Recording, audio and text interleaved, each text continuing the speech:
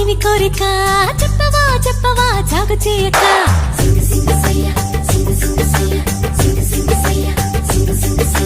మానవా మానవా ఏమి కోరిక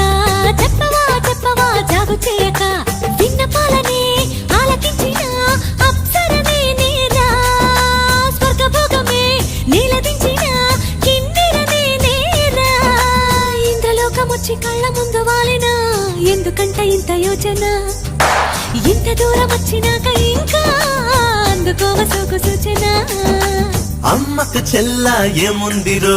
సొంపుల కిల్ల అదిరిందిరో